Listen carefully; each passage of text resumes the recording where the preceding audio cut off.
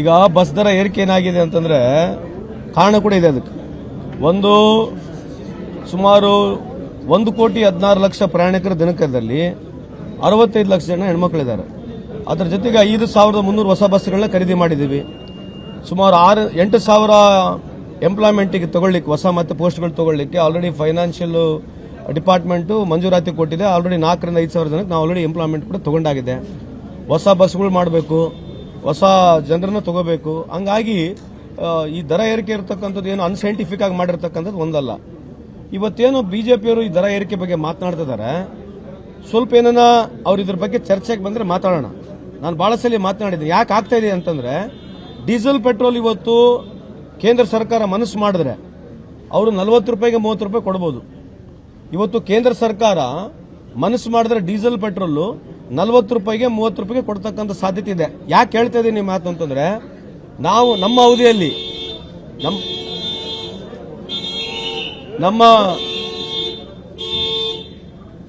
ನಮ್ಮ ಸರ್ಕಾರ ಅವಧಿಯಲ್ಲಿ ನಮ್ಮ ಸರ್ಕಾರದ ಅವಧಿಯಲ್ಲಿ ಮನಮೋಹನ್ ಸಿಂಗ್ ರವರು $103 ಒಂದು ಬ್ಯಾರೆಲ್ ಖರೀದಿ ಮಾಡ್ತಾ ಇದ್ರು. ಅವರು 90,000 ಕೋಟಿ ಸಬ್ಸಿಡಿ ಕೊಡ್ತಾ ಇದ್ರು. 2004 ರಿಂದ 2014 ಬಹಳ ಪ್ರಮುಖವಾದಂತಹ ವಿಷಯ ಇದೆ. ನಾನು ಆರೋಪ ಮಾಡ್ತಾ ಇಲ್ಲ. It is very important. ಯಾಕಂದ್ರೆ ಇದು ನಮ್ಮ ದೇಶದ ಬೆನ್ನೆಲುಬು. ಯಾವಾಗ ಡೀಸೆಲ್ ಪೆಟ್ರೋಲ್ ಜಾಸ್ತಿ ಆಗುತ್ತೆ, ಎಲ್ಲಾ ವಸ್ತುಗಳು ದುಬಾರಿ ಆಗ್ಬಿಡ್ತವೆ. ಕಾಯಿಪಲ್ಯ ಮಾರೋನಿಗೆ, ರೈತನಿಗೆ ಅಲ್ಲಿ ಏನು ಭೂಮಿ ಮೇಲೆ ಸಿಗುತ್ತೆ ಅಷ್ಟೇ ಸಿಗುತ್ತೆ. ಟ್ರಾನ್ಸ್ಪೋರ್ಟೇಷನ್ ಜಾಸ್ತಿ ಆಗುತ್ತೆ. ಸೊ ಟ್ರಾನ್ಸ್ಪೋರ್ಟೇಷನ್ ಜಾಸ್ತಿ ಆದಾಗ ಸಫರ್ ಆಗೋದು ಕಾಮನ್ ಮ್ಯಾನೆ. ಸೊ ಯಾಕೆ ಹೇಳ್ತಾ ಇದ್ದೀನಿ, ನೀನು ಎಕ್ಸ್ಪ್ಲೇನ್ ಮಾಡಿ ಹೇಳ್ತಾ ಇದ್ದೀನಿ ಅಂತಂದ್ರೆ, 2004 ರಿಂದ 2014 ಇಸ್ವಿವರೆಗೆ ನಾವು $103 ಖರೀದಿ ಮಾಡಿ ನಾವು 65 ರೂಪಾಯಿಂದ 60 ರೂಪಾಯಿಗೆ ಡೀಸೆಲ್ ಪೆಟ್ರೋಲ್ ಕೊಡ್ತಾ ಇದ್ವಿ. 55 ರಿಂದ 60 ರೂಪಾಯಿ ಡೀಸೆಲ್ ಪೆಟ್ರೋಲ್ ಕೊಡ್ತಾ ಇದ್ವಿ. ಕಾರಣ ಏನಂತಂದ್ರೆ, ಇವತ್ತೇನು ಮನಮೋಹನ್ ಸಿಂಗ್ ನಾವು ಅನಿಸ್ತಾ ಇದೀವಲ್ಲ, ಆ ಪುಣ್ಯಾತ್ಮ 90,000 ಕೋಟಿ ಸಬ್ಸಿಡಿ ಕೊಟ್ಟ. ಇವತ್ತು ಇವ್ರ ಆವರೇಜ್ ಬೈಯಿಂಗ್ ಪ್ರೈಸ್ $65 ಇದೆ. ಬಿಜೆಪಿ ಮುಖಂಡರುಗಳೇ, ಕಳೆದ 10 ವರ್ಷದಿಂದ ನಿಮ್ದು average buying price international crude oil price is at only $65.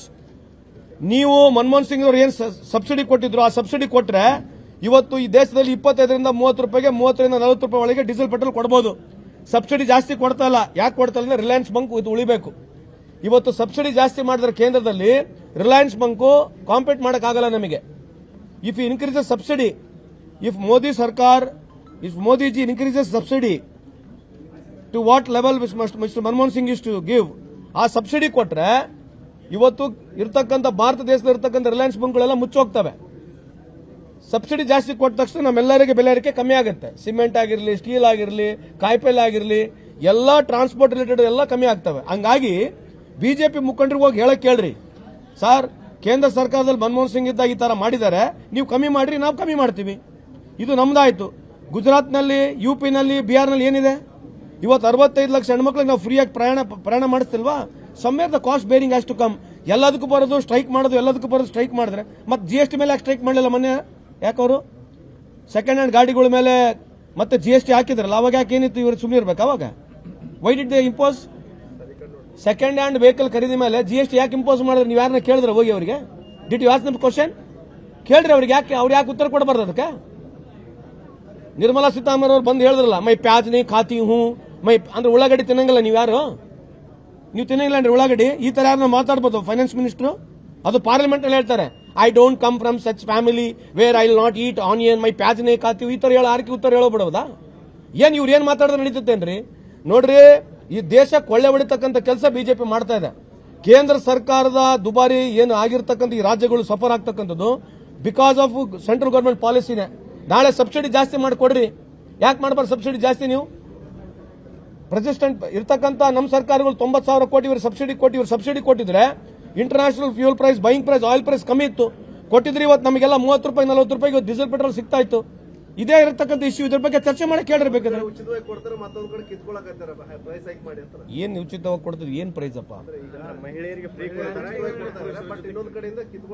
ಅಲ್ರಿ, ನಾವು ಕೊಟ್ಟಾರ ಕೊಡ್ತಿದ್ವಿ, ಇವ್ರೇನ್ ಕೊಟ್ಟಾರ? ಬರೀ ಕಿತ್ಕೊಳ್ಳೋದೇ ಐತಲ್ಲ ಇವ್ರದ್ದು. ನಾವು ಏನನ್ನ ಕೊಟ್ಟಾರ ಕೊಟ್ಟಿದ್ವಿ, ಇವ್ರೇನ್ ಕೊಟ್ಟಿದ್ದಾರೆ? ಇವ್ರೇನ ಕೊಟ್ಟಿದ್ದಾರೆ ಇಲ್ಲಿವರೆಗೆ? ಯಾವ್ದನ ಫ್ರೀ ಬೀಸ್ ಇದೆ ಅವ್ರದ್ದು? ಈಗೇನು ಮೋದಿ ಕಿ ಗ್ಯಾರಂಟಿ ಅಂತ 80 ಕೋಟಿ ಜನಕ್ಕೆ ಅಕ್ಕಿ ಕೊಡ್ತದಲ್ಲ, ಯಾರು ಕೊಟ್ಟಿರೋದು ಅದು? ಮೋದಿ ಕಿ ಗ್ಯಾರಂಟಿ ಭಾಷಣಗಳು ಬಿದ್ದಿರಲ್ಲ ಪಾರ್ಲಿಮೆಂಟ್ ಟೈಮ್ನಲ್ಲಿ, ಯಾರು ಮಾಡಿರೋದು ಕಾರ್ಯಕ್ರಮ? ಈ ದೇಶದಲ್ಲಿ 1,10,000 ಕೋಟಿ 1,10,000 crores ಏನು ಕೇಂದ್ರದಲ್ಲಿ ಬಡ್ಜೆಟ್ ಇಟ್ಟು ಆಹಾರ ಭದ್ರತೆ ಕಾನೂನು ಅಂತಂದ್ರು. ಈ ದೇಶದಲ್ಲಿ ಯಾರು ಬಡವರು ಹಸುವಿನಿಂದ ಮಲಗಬಾರ್ದು ಅಂತೇಳಿ ಶ್ರೀಮತಿ ಸೋನಿಯಾ ಗಾಂಧಿ ನೇತೃತ್ವದಲ್ಲಿರ್ತಕ್ಕಂಥ ಯುಪಿಎ ಸರ್ಕಾರ, ಮನಮೋಹನ್ ಸಿಂಗ್ ರವರು ತಂದಿರತಕ್ಕಂಥ ಕಾನೂನು. ಇವ್ರು ₹2 ಅದ್ರ ಮೇಲೆ ಸಬ್ಸಿಡಿ ಕೊಟ್ಟಿರೋದು. ₹2 ಒಂದು ಕೆಜಿ ಮೇಲೆ ಅಕ್ಕಿ ಕೊಟ್ಟು 20,000 ಕೋಟಿ ಪಬ್ಲಿಸಿಟಿ ತಗೊಂಡು ಓಟ್ ತಗೊಂಡ್ಬಿಟ್ರು ಪುಣ್ಯಾತ್ಮ. ಇದ್ರ ಬಗ್ಗೆ ಚರ್ಚೆ ಮಾಡ್ತಾರಾ? ಸುಮ್ಮನೆ ಏನೋ ರೀ, ನೀವು ಬಿಜೆಪಿಗಳು ಕೇಳ್ರಿ ಸರ್. 2004ರಿಂದ 2014 ಇಸ್ವಿವರೆಗೆ ಕೇಂದ್ರದಲ್ಲಿರ್ತಕ್ಕಂಥ UPA 1 UPA 2 ಸರ್ಕಾರಿ ಸಬ್ಸಿಡಿ ಕೊಟ್ಟಿದೆ. ನೀವ್ಯಾಕೆ ಸಬ್ಸಿಡಿ ಕೊಡಬಾರ್ದು? ಆಮೇಲೆ ನೀವು GST ನಲ್ಲಿ ತೊಗೊಂಡಿರ್ತಕ್ಕಂಥ ತೆರಿಗೆಗಳು, ಅವಾಗಿರ್ತಕ್ಕಂಥ ಬಡ್ಜೆಟ್ ಸೈಜ್ 25 ಲಕ್ಷ ಕೋಟಿ ಇತ್ತು, ಇವತ್ತು 45 ಲಕ್ಷ ಕೋಟಿ ಬಡ್ಜೆಟ್ ಸೈಜ್ ಆಗಿದೆ. ಯಾಕೆ ಸಬ್ಸಿಡಿ ಜಾಸ್ತಿ ಕೊಡ್ತಾ ಇಲ್ಲ? Why are you not giving more subsidy when you yourself will say your turnover has gone high, your revenue resources has gone high. Revenue resources ಕೇಂದ್ರ ಸರ್ಕಾರಕ್ಕೆ ಜಾಸ್ತಿ ಆದ್ಮೇಲೆ ನೀವ್ಯಾಕೆ ಸಬ್ಸಿಡಿ ಕೊಡ್ತಾ ಇಲ್ಲ? Why are you not giving?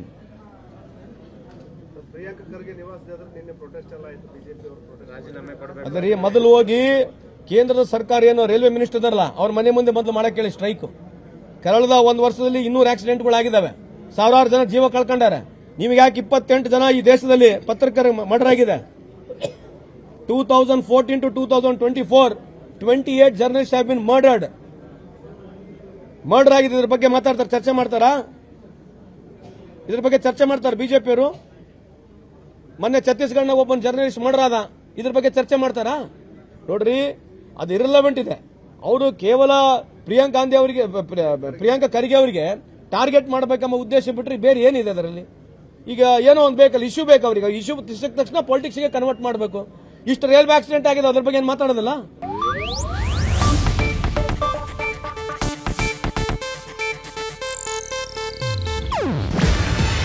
ಇದು Asianet news network ಪ್ರಸ್ತುತಿ. ನೀವು ನೋಡ್ತಿದ್ದೀರಾ ಏಷ್ಯಾನೆಟ್ ಸುವರ್ಣ ನ್ಯೂಸ್.